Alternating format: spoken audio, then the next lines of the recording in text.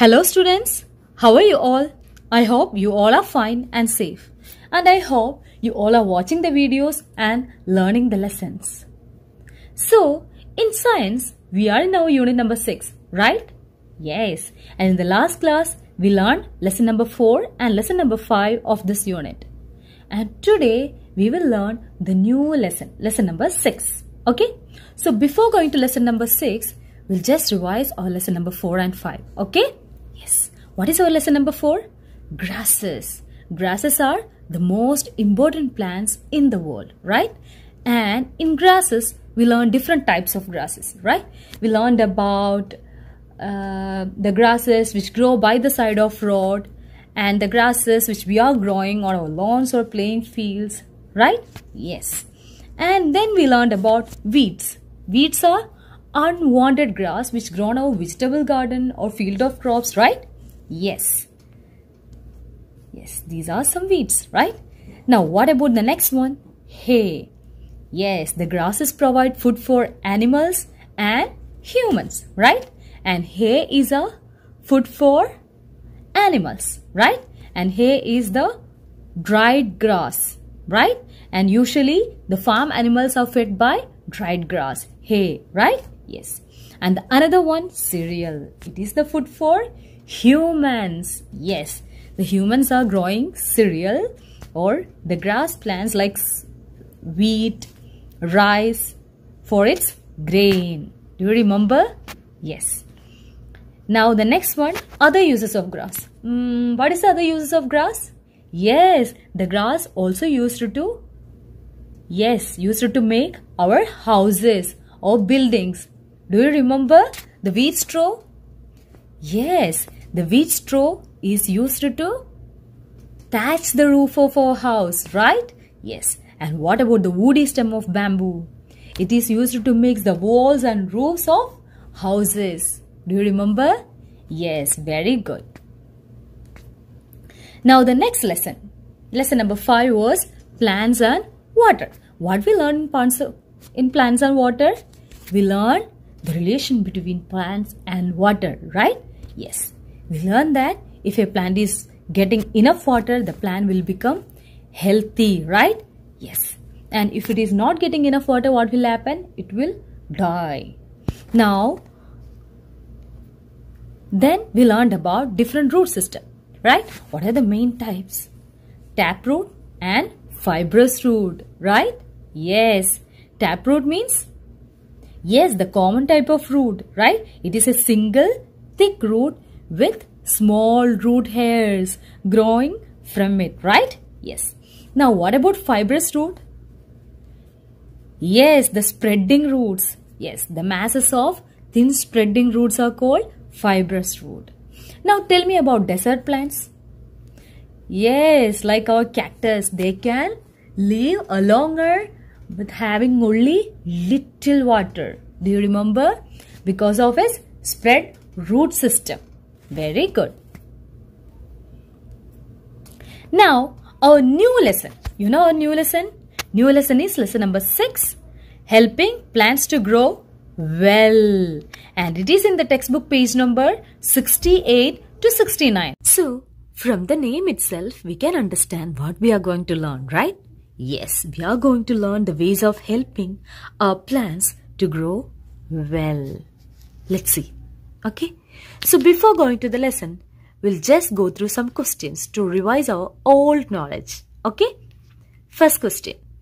Soil which grow many plants is said to be fertile. Very good. And the next one.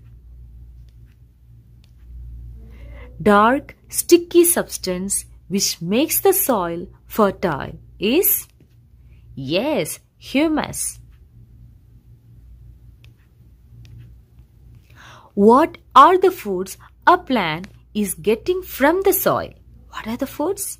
Water and mineral salt. Very good. Now tell me, if a plant or a tree has to grow well, what are the things they need? They need a good water supply and a good warm environment with proper sunlight and a healthy soil, a fertile soil, right? Yes.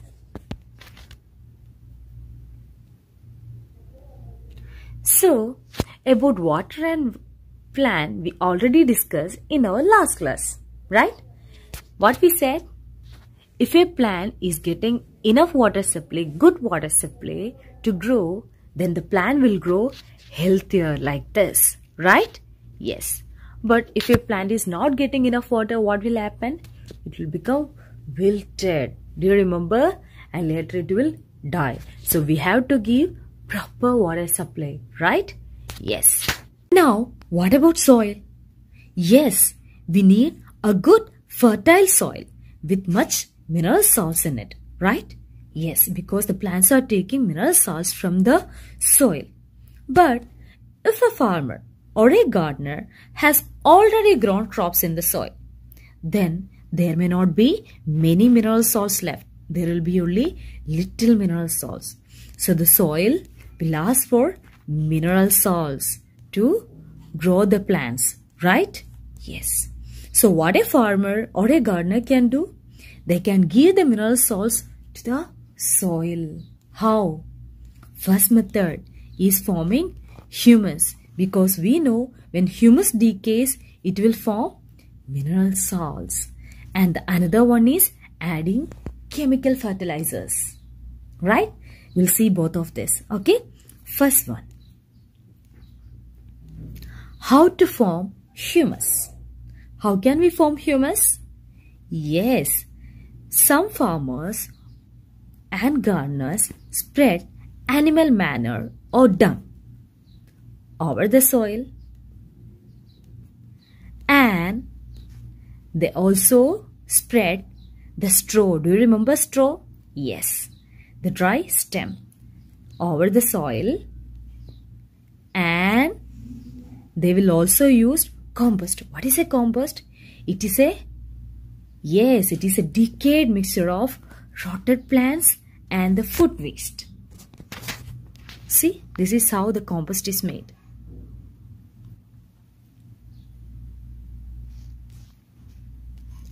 So, the farmer or gardener will spread the animal manure and the straw and the compost into the soil.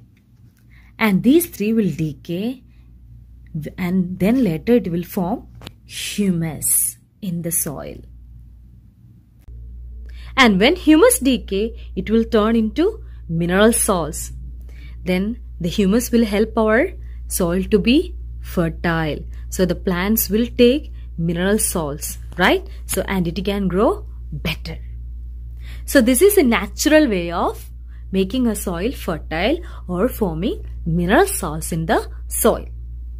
And there is one more method, right? What was it?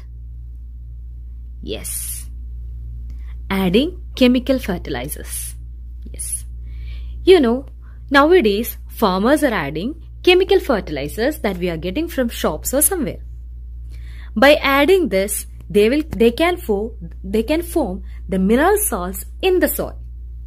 But this chemical fertilizers will not improve the structure of soil, or it will not improve the quality of the soil.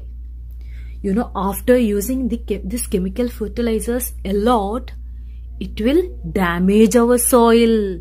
Yes, you can see in this picture, see? It is a good soil which has too much content of mineral salts, too much content of humus. And look at this one.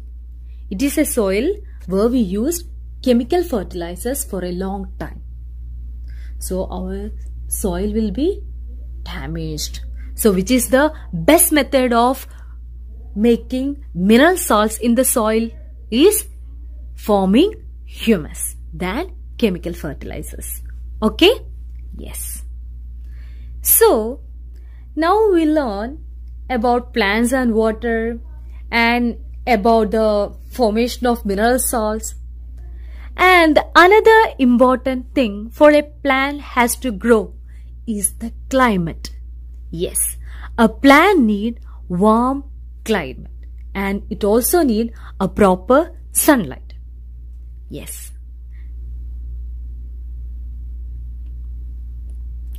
Let's see how farmers are growing plants in cold countries according to their season. Usually, the farmers sow the seeds during spring. You know why? Because spring is a time when flowers bloom and trees begin to grow and reproduce. Yes, it is the correct time for germination. Yes. So, during spring, the farmers sow the seed in cold countries. Okay. Then, the plants will grow big in summer days. You know why? Because usually in summer days, the plants are getting enough sunlight. And they also need water. Because in summer, it will be hot. Right? So, the plants will grow better by getting enough sunlight. Okay? And the crops are harvested at the end of summer or in autumn season. You know why? Because in autumn season, the duration of daylight becomes shorter and temperature also falls down. And it is a transition time for winter. Winter will be too cold, right? So before winter, the farmers will harvest their crops. So usually the farmers are doing this according to the season or growing plants according to the season. But we need food for all the year, right? Sometimes the seasons also will get changed, right? So that time the farmers will not get enough crops, right? So what they will do?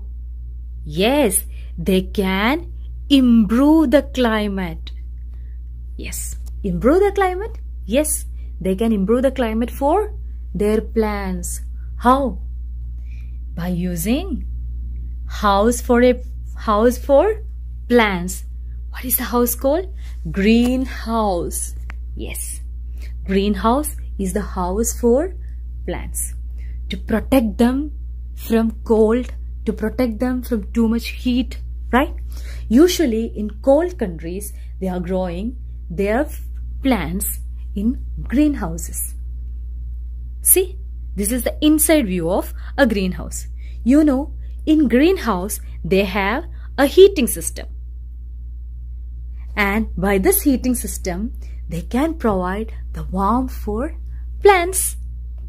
Also, if it is a dull day or if it is a night time, they can give the lights also by switching on their electric lights.